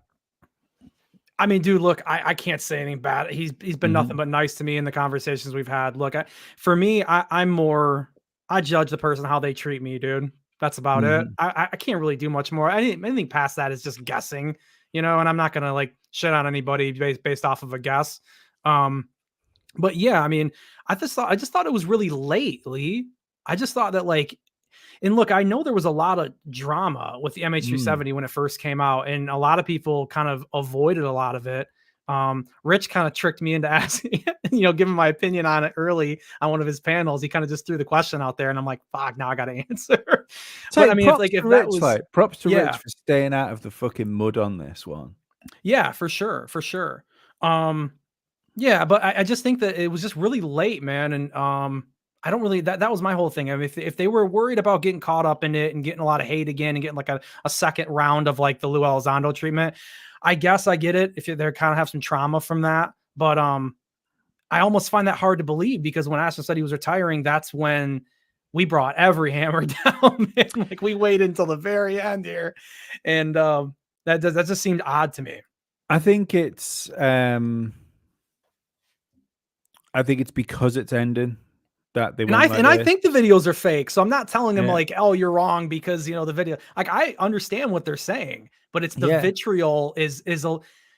We don't have to crush this. We don't have to try to take the guy's job and stuff. Come on, dude. I think they're committed. That's the thing. They committed to being nasty about it. So at that point, they must have noticed. They must have noticed channels. I mean, like the Alien Addicts, a reasonably small channel, but we get a fucking when Ashton comes on to talk about MH370, we get a good turnout. When a big channel gets Ashton on to talk about MH370, they get a really big spike in views. So people are interested in this, regardless of what these people are saying. People are still fucking interested in this in this case. I think Ashton will just like retire from it. I think he's going to continue doing like conspiracy stuff and and continue posting things out. A little bit of me thinks that I don't know if they really thought they were going to take him out or not. I don't think it was that though, Lee. I'm gonna be honest with you. I don't think it was about taking him out. I think the reason why they go so over the top with a lot of it is because it's almost like, in my opinion, disrespectful to the audience. It's almost like if you could just put the facts out there, trust that your audience is gonna make the best decision. Yeah. You don't have to cram it down their throat. Like I it's can't remember almost who like, said no, it. you have to believe it this way. You Yeah. have to believe, or else if I don't cram it, they're gonna go be Heaven's Gate. Where it's like, dude, people think for themselves. The facts are the facts. You know, it doesn't have to get ultra personal. It just doesn't. No, it shouldn't do, because like this is the thing that really got me, because like I say, week in week out we talk about spacemen and flying saucers, and Mm. the the work that Ashton put into that case, the hours of fucking work, doesn't matter whether it's right or not. You know, it could, like, I edge towards the idea that they're real. I probably I didn't at first, and I think if he hadn't have been gone after so hard, I probably wouldn't have got so invested in it, to be perfectly honest. So they probably did the exact opposite of what they intended to do. I thought the Danny Jones podcast and what the Concrete podcast did in conjunction with which one is it's Glenn Greenwald, isn't it, the Black Vault? John Greenwald Jr. John Yeah. Greenwald. Yep. Him, Mick West, because there was like, he had a weekend. Ashton had like this is what I find it's weird, because it's almost like Cambion Lou and that average guy have tried to copy what Concrete, Danny Jones, Mick West, and Greenwald did over that weekend where they all went after Ashton.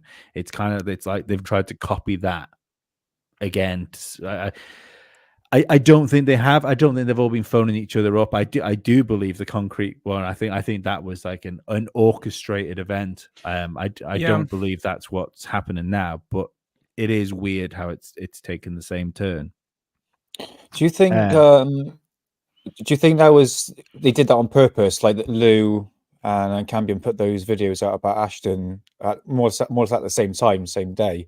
Do you think because there was nothing to talk? It feels like they were communicating with each other on this. Yeah, I was going to say, do you think they did it because there was nothing to talk about in ufology at the time? Because there was a sort of a lull, wasn't there? There was a bit of a dry A lot spell, of this is so to that. say. Nick, you hit the nail around the head. A lot of that is this. A lot of this is that. I mean, at the end of the day, if Grush would have came out with those emails, do you think anybody would have talked about Ashton that way or doing that retirement thing? Dude, no one would have cared.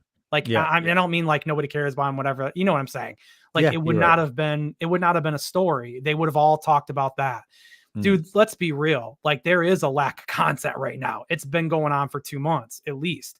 There are people that are reaching, you know, and look, I understand, but we got to try to keep our heads at the same time. You're probably right. You're probably right. You know, it's just the lack of content, and it just made people go a bit tabloid.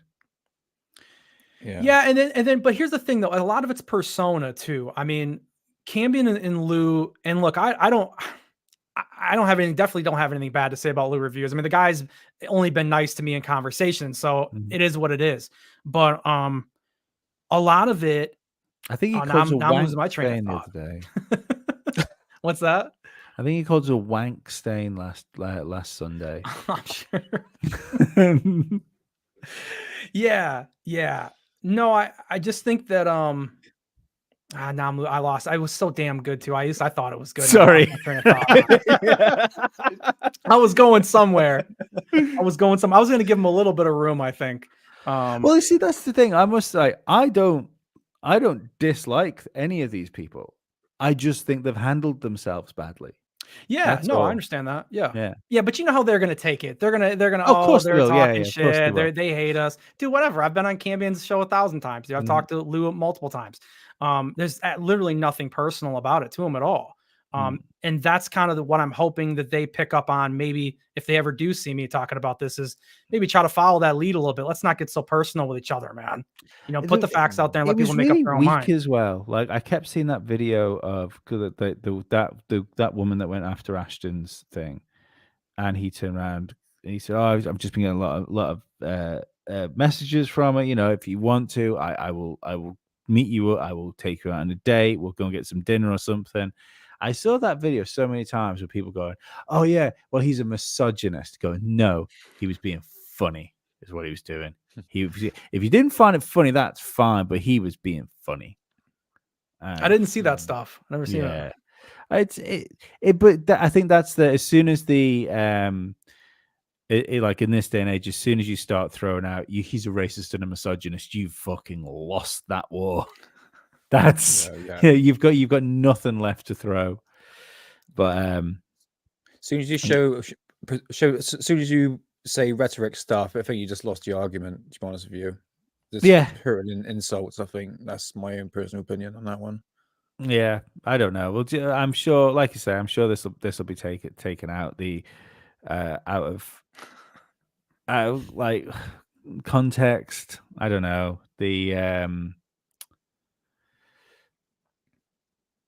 It's funny. I mean, the funny this being taken out of context. It's funny if this is because everything's been taken out of context that fucking Ashton's done, and I don't understand why he wasn't just left in his corner of the internet with people that were speaking to him.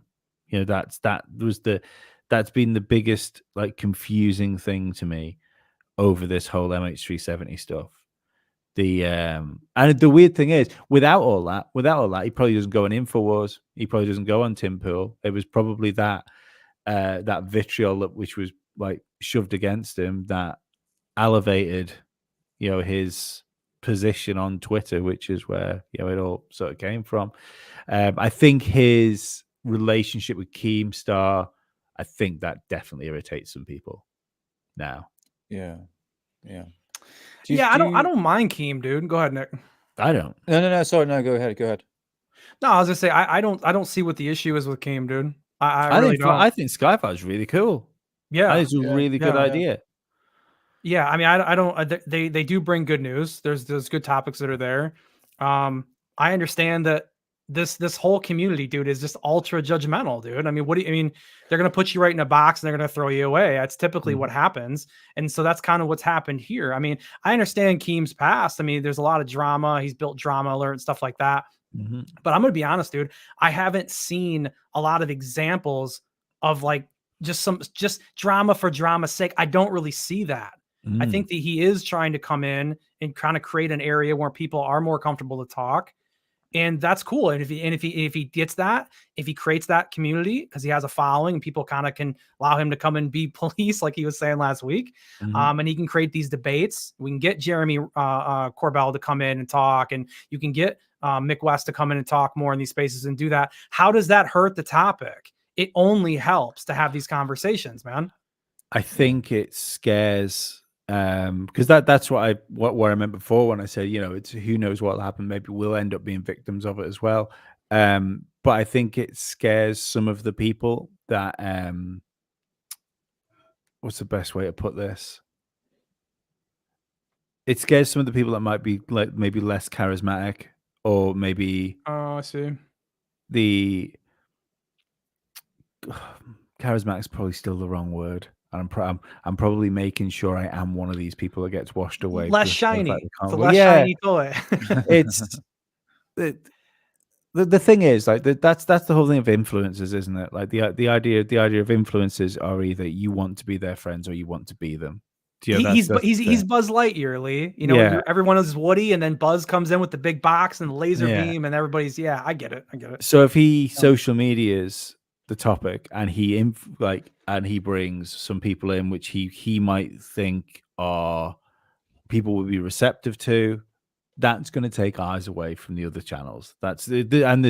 It's just the fucking way things work. I don't think it's a bad thing. I think it's at that point you make your own content better. That's people, the amount of people that cry over their channels not getting enough views or their channel's not getting enough people going to it. No, your channel is getting exactly the right amount of views that you deserve to do because they're the people that want to listen to you. It's as simple as that. If you made stuff that more people wanted to watch, more people would watch it. And that goes for every single one of us on this channel. It goes for every single person that's out there creating stuff. But the thing is, Keemstar's dead fucking good at what he does. He's dead good. Sure. He knows how to do this thing. And Skyfire News is going to be massive. And I think that upsets people. Yeah, it's going to be big if he stays with it. Yeah, sorry, go ahead, Nick. That's right. It's a lot of like ego and narcissism combined, Mm. isn't there, in this community? It's like my way or the highway. It's like who ends up with the most Oh, did we toys lose him? wins. It's just Okay, there he is. I just hope that stigma really goes away at some point and we can just all get together. You know what I mean? So it's just yeah, it's a bit sour at the moment, and Yeah, I I don't just think know. I don't know how you fix that, to be perfectly honest. It seems it's like it seems it's in pockets. Everything's tribal, everything's political. You know, the Lee, being wrong is painful, bro. It's painful for a lot of people, and nobody wants to yeah. be wrong. No one wants to go through that pain. But the truth is, you might have to go through that pain to get it, man. I mean, look, I mean, if it comes out that we've had the tech, and I've, you know, what I think has been going on has not been going on, and we did figure it out, and we've just been, you know, sitting around on it and building on it, and there's nothing to all this. I'd rather know that, to be honest. I just would rather know. Do you think we will? Do you think we're going to get some answer? Do you think there's a conclusion to the build that we've been having? I mean, not from the government. No, not straight up from the government. No, I think the only way you would see it from the government is if the Tic Tacs and things like that were actually our anti-nuke system, where we got into a position where a war happened and we're like, okay, well, Russia's got their stuff. This guy, we have to use it now. I personally think that's probably likely that's what they're holding on to it for. It's the ace in the hole. You know, I think when they made the first nuclear bomb, right, and they dropped it, they used that weaponry without any kind of defense for it. That's interesting to me. Now, maybe they decided, wait a second, that's not a good idea. We probably can't show this stuff and show if, you know, something so powerful if we don't have any way to defend against it. So the next time when we look into these crafts and this other technology we don't do that this time. Maybe they're trying to figure out a way to defend against it before they put it out there, or they have to. It's possible. But that'd be the only way from the government. And I mean, if we're going to get disclosure from the whistleblowers, I mean, somebody's got to go ahead and come on out with some hardcore evidence, dude. You know, somebody's got to be a Snowden, or else we're not going to get anywhere with that. You know, we're in a weird spot, dude. We're in a really weird spot right now. That's one of the things I have. I think that I find it hard to deal with, though, is the lack of UFO stuff when WikiLeaks was really swinging. Well, he brought the Tom DeLonge stuff out, though, didn't he? He leaked a lot of the emails from him and Podesta, right? Yeah, but Assange did. Yeah, they were WikiLeaks leaks. I think that was weird, wasn't it? Because that was all wrapped up with the Hillary Clinton stuff. And McCaslin, General McCaslin, too, that he was in contact with him, too. And that was more. I think it was more the code words, the sacrificing chickens and whatnot. Oh, I see what you're saying. Yeah. That really took that sort of captured people. But yeah, I mean, DeLonge was in those emails talking to John Podesta, wasn't he? It's crazy. Yeah. I mean, maybe that's it. Maybe that was the important thing, and that's why it got buried in amongst the Q type stuff with it. But it's possible, Lee, in my opinion, that TTSA at the very start of it, it's possible that was an idea that they were going to start rolling it out. I think that it's possible. But I think maybe along the way we might have grabbed some toilet paper when something went on, and we want to show that we might not be so ready for that. I'm still not super sold the world's ready for it, dude. I'm not. Do you think it got derailed because of the administration at the time didn't want to roll that out with a Trump president, and they were lining it up to have Hillary Clinton be that person where they could roll this stuff out? I think it's really a convenient excuse, dude. I think it's very convenient. No, I mean, look, this topic is bigger than the president, dude. It's bigger than anything. It's bigger than all that. If you were going to roll it out, you're going to roll it out. It's bigger than countries, and that's the other thing that I find hard to reconcile in my head as well, is the fact that no other country has gone rogue. Yeah, I mean, that was Tom's kind of big theory, which is that that we're all kind of a part of it. and they were all kind of the America's leading the charge here on it, and everyone's kind of waiting for that. I'm really pissed that Tucker didn't ask Putin about the UFOs, bro. I'm really mad about that. He had the opportunity. He could have snuck it in right at the end. And at the end, when he goes, I want to ask one little fun thing, I went, oh, he's gonna ask, and he didn't, dude. Irritates me. Do you think there's an actual like a treaty that all countries are signed to say, okay, we're not going to disclose this technology? Perhaps like a Bilderberg sort of style world, Could do, like, you know, like the Antarctic Treaty sort of situation. Yeah. It could be a treaty, or we could have strong-armed it. Listen, man, I mean, it's very possible that the crashes could have went on and we could have went over there and said, hey, give us the stuff. I mean, look at when we dropped those nuclear bombs, bro, in the 40s, it's like, that's scary, dude. The U.S. is like, we struck fear in the world, dude. Yeah. And that fear is still there, bro. And I think a lot of people fear the country, and there might be people that don't, other smaller countries that don't even want to mess with us, dude. It's possible. Yeah. Well, I know the Germans before the world end was testing small nuclear explosions, but on a much more smaller scale. But it's but on a size of that weapon, what it can do. I mean, fucking hell. I mean, imagine what they got now in terms of technology. I reckon probably kinetic energy weapons was talked about. Star Wars technology, that's what we called it back in the 80s. Reagan was, Like so the you can imagine lasers that in space kind of thing. Yeah, because on Twitter there's a few videos that's been popping up, these like laser beams, coming down from the sky, some sort of energy Probably want to weapons, go for a drive if you see those. It seems to be getting awfully fucking hot in those places after those things are seen. Yeah. Things burn, but it always reminds me of the from Gears of War, that game, the Hammer of Dawn, when you would, like, spot the spot and then the beam would come down. Hammer of Dawn, dude. Yeah, man. Yeah. I mean, it seems like that stuff's becoming more and more possible. I think I heard Alex Jones was talking about how they're actually like nuclear in the sense of that they use a nuclear force to actually shoot that laser. That's wild, dude. So like, it's essentially nukes are in space, but not like bombs, but just for the ignition system. It's wild. I think these nuclear weapons has been designed so it doesn't give enough any radiation, because when you're dealing with any nuclear devices, radiation is the only thing that is going to be present afterwards. So I think now they've sort of, I mean, this is back in the 60s and the 80s when they're developing this sort of stuff. So I reckon now is they can have that sort of device and there'll be no trace whatsoever. Hence something that happened 23 years ago. Wink, wink, nudge, nudge, with 2 buildings and all that. So it's tritium was found in that rubble, and the only way tritium can be produced is through a nuclear reaction. Really? I didn't know that. There you go. So and that was everywhere in that rubble, everywhere. And that's been traced and tested. Jeremy Reeves is going to hate me for saying that because he knows what I'm talking about.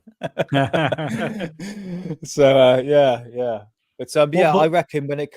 Sorry, go ahead. No, I was just gonna say, what do you guys think? I mean, you asked me the question. What do we think? Is coming? Is disclosure coming? I mean, what do you guys think? Where do you think this thing goes the next year to 5 years? No, and anything that's been proved. Sorry, Lee. Go ahead. Oh no, go. Sorry, I thought you've done. Go. I was going to say, what we learned through December, through the legislation, the European Act going down the dumpster, and the Schumer Amendment being smashed to a certain degree, being like pulverized and revamped. Disclosure ain't going to happen, guys. People say, oh, the Schumer Amendment, at least there's something. I said, yeah, but that's modeled off the JFK assassination. You see, and we're still waiting on documents. We're supposed to have documents by now, and it's 65 years later, something like that. And it's just like, come on, guys. If they do release documents, they say, oh yeah, we'll release it in 5 years. That 5 years would be up, and then it'll be another 10 years, and 10 years up. It just keeps snowboarding. So in my eyes, nothing's going to happen. Nothing's going to happen. It's too big a topic. It's a big deal, yeah. If I was a conspiracy theorist. I would think that there has been some pretty bad people in some pretty prominent places that have known for a long time that what's going on can't continue to go on as it is doing. It's like isn't it the term apocalypse we always think of apocalypse being like the end of the world and like crustal displacement or an asteroid Yeah, hit yeah, or yeah, something like yeah. that. Whereas the meaning of apocalypse actually just means that is it like hidden truths or the uncovering of knowledge. I believe the Great Awakening is a thing. I think that's why people are more entertaining of like conspiracy theories now. I think that's why you've just we've gone from like no conversations about conspiracy theories to it like it basically being pop culture chatter now. That this is just it's just everywhere. I think the like things that have gone on in really recent history, where we all had to go and stay inside and stuff like that, was a way of trying to keep a hold of the situation. I don't think that worked. I don't think we were ever supposed to come out of our homes in that situation. I think we were supposed to carry on like that, and that didn't work. The UFO thing right now, or at least the way it's being given to us, like pushed forward to us, because like I say, I do believe that there is stuff that goes on that we can't fully explain. But UFOs, as they're being presented to us, I think it's just like we need plans, and it's if it like that you can even see the plans being designed right now with this whole like disease X thing and stuff. I think there are people out there that are powerful enough to create world-changing events. They don't quite know what buttons they're going to press, but the foundations are being laid for these things. That what I was trying to remember before when I mentioned the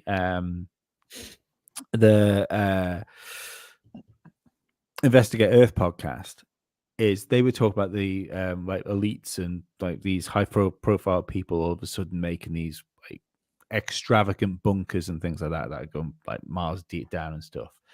And we immediately think about like apocalypse scenarios as why you'd want some sort of like hidey hole. They brought a great point up saying that maybe these people just know there is something coming they can't stop, and it's not to protect them from the elements or something like that. It's to protect them from us and to get them away from us, because people are going to wake up and realize that things aren't quite what they were yesterday. There's a prediction by this prophet. I can't remember what her name was, but she says in 2023 there will be a comet or asteroid headed towards the Earth, and it will be controlled by aliens. And she said that back in the 18th century. And she predicted 9/11, literally a bunch of conspiracy theories, the JFK assassination, and everything. Maybe these people are building bunkers because they know like something's coming. Bear in mind, we're in the astral plane of where the asteroid that knocked out the dinosaurs millions of years ago. We're in that sort of time period, in that sort of part of the solar system. Is 24 when Apophis is supposed to go past? Or is it 25? I'm not sure. I think it's no, mate. I think it's 25. I think it's 25 or 26. I think. So the idea being like Apophis is like what is our biggest like near Earth asteroid of concern. If it's 2025, it's going to pass between the Earth and the Moon. And then all predictions is that it will 2027. Cheers, Moody. Thank you very much. Okay. You are a gentleman and a scholar. If you would kindly also go and find out what the when it's going to hit us on the way back, that'd be great. Because the idea is that it's going to skim us in 27, and then because of the gravitational pull of the Earth, when it comes back the other way around, it's going to hit us. But I think we don't need to worry about that. Our kids might, but we won't. Well, I mean, yeah, that's what we can see. I mean, whatever's coming from behind the sun, we don't even know what's coming, dude. I mean, that's really what's scary when it comes to that. Yeah, I mean, for me, man, after like Y2K and then the 2012 stuff, I haven't really looked at the dates. The predictions is like a big deal anymore. I'm kind of done like looking at that. I know everyone's saying like 2030 now is the new disclosure. I'm like, who cares? I mean, if it's gonna come out, let it come out. I mean, I just the whole Mm. date thing, the whole predicting a year. When does it ever really come true? Like, when do we just stop putting stock into that as like a thing? I don't know. At least for me, I don't really put stock in it anymore. I mean, realistic, you can say that about conspiracy theories. True, very true. Yeah. There's been so many panics and so many like soothsayers, Yeah. and nothing happens. nothing really ever happens. We get really, really excited about stuff, Yeah. and then it's nothing comes. I know. I do wonder, like the Roach Motion just popped up the solar flare thing. I think if there is going to be some sort of disruption in the election, it's going to be some sort of power outage, which will be probably blamed on the our solar flare. I think the phones going out in the US the other day, cellular networks being affected. I kind of think that was a dry run. I think it was timed timed when that solar flare was around, so they could blame it on something else, and that's a dry run for interrupting the election. This video is not getting monetized, is it? Well, I mean, for me, the phone thing, if it is a dry run, it's a distraction. I don't think that I have a hard see. This is the thing with the phones for me, Lee, is where why would they just like show you what they're gonna do so obviously like that though? I mean, then if they just did it right, the election comes, they do it again. It's really obvious that was that. I mean, for me, I feel like that would be a really good distraction of away from how they're really going to deal with it. You know, what they're really going to implement. I don't know. That's just disinformation, kind of. Not that you're giving disinformation, but it's like a could be, yeah. You know what I mean? Yeah. You understand what I'm saying? It's like their way of like distracting us and lying to us about it. My universal conspiracy theory is that all of these things since 9/11 have been beta testing the individual elements that you would need to do to do Project Bluebeam. That's interesting. I like that. So it's the like everything from the kinetic attack to how they would disperse media, you know, and get people to believe like something. I don't know. Just let's say there was some sort of like flu bug going around that wasn't actually happening, but you could use the media to make people believe it was. That would be very useful. Smart, man. I agree. If it's gonna be something like long game like that, it makes sense. These guys are smart. Yeah. Yeah. It's always definitely planned, isn't it? These events, especially these big events, especially the pandemic, that's so obviously planned. Wasn't there like a woman talking about it like before it even happened, like what was going to happen? Could you remember that? It was on there was an episode of Jesse Ventura, Conspiracy Theorist, or wherever it was called, and that episode was banned. Like it was taken off. You can't. You'll have to go and find a torrent site to go and watch that. And it was like, I think it was like an end of days type episode, because that was the one where Alex Jones was showing them like all the the black coffins and stuff like that were all lined up, and they were talking about the FEMA camps and stuff. Yeah. But he also met this lady on a plane who said that she was not on a plane, at a airfield, who was apparently going to go and fly out, and that's still the law behind this lady. And she said that there was going to be X thing that was released. There was going to be like global shutdowns, and there would be a for it, which would hurt people. Wow. Yeah.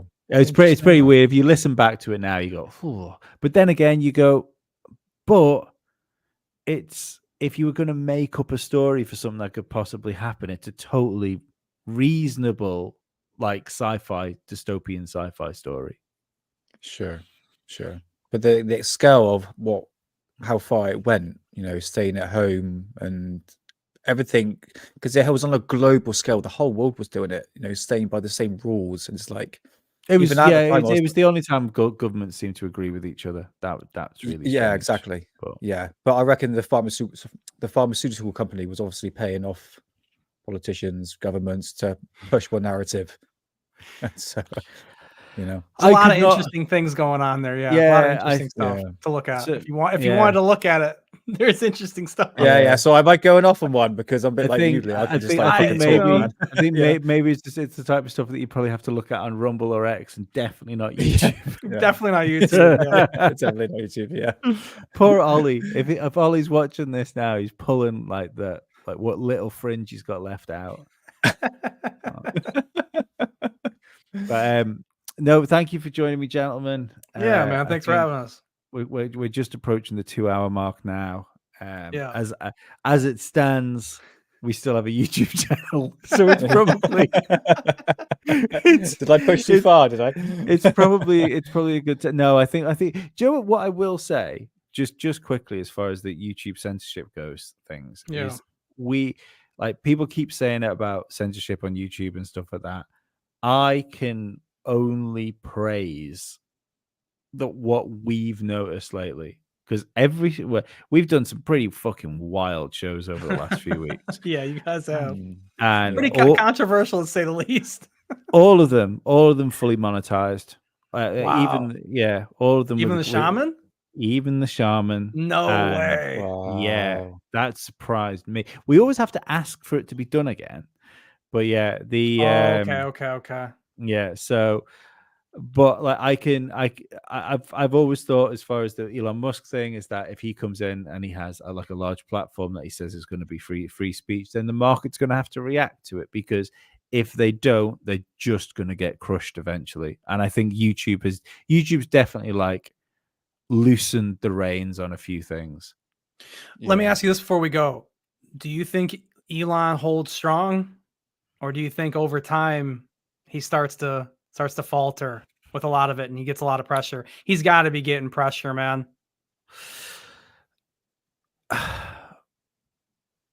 I don't think it matters, because he's the figurehead and it's not his money. He's making the calls with other people's money, and I don't think it matters to him. I hope he keeps it up, dude. I hope we could go. We have a style of YouTube that's right on Twitter, if that's what we're going to be able to do. Yeah, that'd be awesome. Because I think the thing is, he's in quite a strong position because he's so vocal and so out there. They literally have to shut him down. They have to. It has to. You can't do this like the US government did with Facebook, for instance, during the election, where they said don't put stuff out. And it's even before they're being asked now. If I'm right, all Meta companies, so Facebook, Instagram, yeah, and Threads, for those 7 people that are still on Threads, you're not allowed to post political content anymore. So it's not right or left. Just we're not doing political content.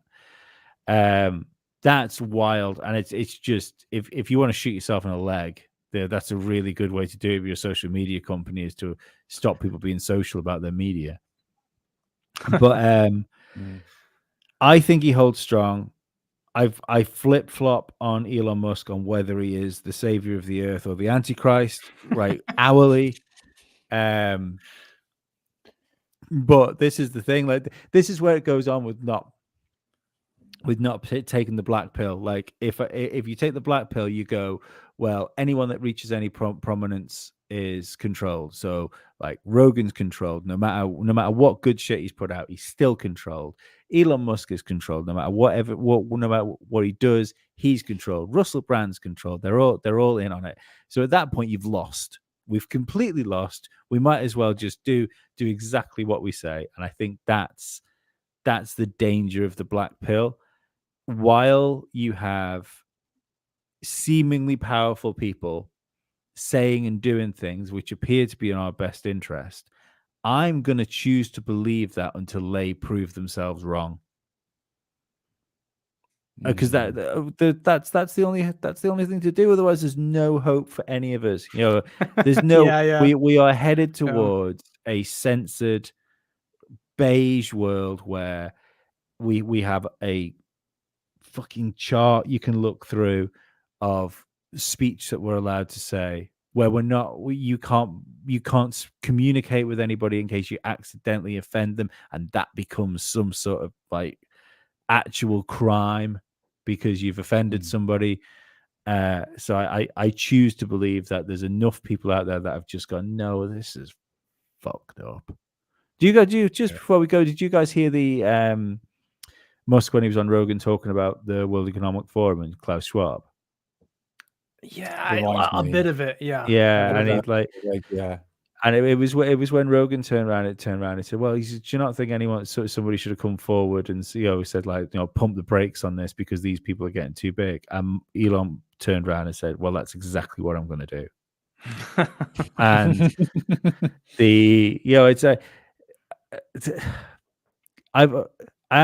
you know how, like, God, I'm so bad at fucking ending things. I am too. Yeah. Yeah. I'll say goodbye 14 times before I hit end. Yeah. Right. So the idea of having this is social media's fucked everything because it's put everybody in contact with each other. Yeah. If you believe that we control reality on thought, like our intentions have a tangible effect on what goes on around us. Imagine that when you fucking juice that up to 11 because everybody's in contact with each other. So since the inception of social media, pretty much on the nail, because I think 2000 what did we say, 2007 did we say the Twitter came out? 2011 or 12, right? Yeah, around that. Might even have been 2009, man. It might have even been earlier, but I can't remember. But essentially, almost the beginning of Marvel. Yeah, of like the Marvel run, where essentially, superheroes took over media, and they have done like up to now. I think we're kind of seeing the decline on it, aren't we? Yeah.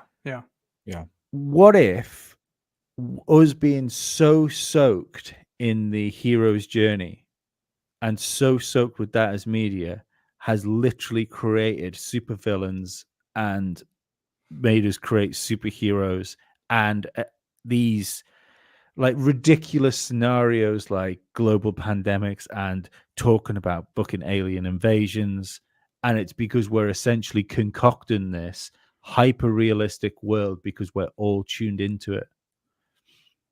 Possible, I guess. Yeah, I mean, create your own reality. Yeah, I mean, if everything's a simulation and our brains have electrical signals, telepathy is not magic anymore, dude. It's just Wi-Fi. Well, just look what we did. I mean, you could say, how we interact is there. Yeah, but you could say it's good marketing. But like as soon as this, like Elon Musk hit the scene, with his like Solar City was a big thing, wasn't it, at the beginning? And obviously there was a big battery part of it to go with I remember the roof tiles and stuff like that. And people did the way he presented himself. People started referring to him as like the Tony Stark type character, and ever so slowly, whether it's that being pushed on him, and he's gone, right, we can run with this, like as far as a branding thing goes, or it's simply the fact that so many people putting so much faith in somebody just makes their ego go crazy, so they do it naturally. But it doesn't necessarily have to be like a metaphysical thing which has made these things roll out.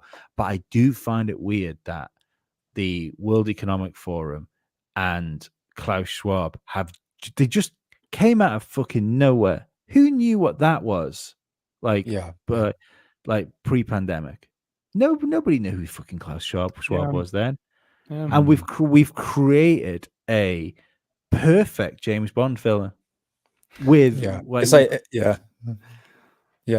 go ahead.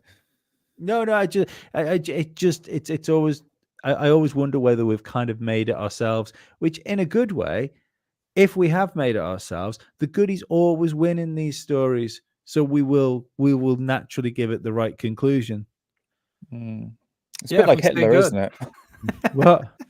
The guy's a bit like Hitler. It's Hitler's wet dream, isn't it? If, you Oh know, if yeah, you, it's and not if you had ideal. Klaus Schwab, None of it's if- ideal. exactly. Yeah.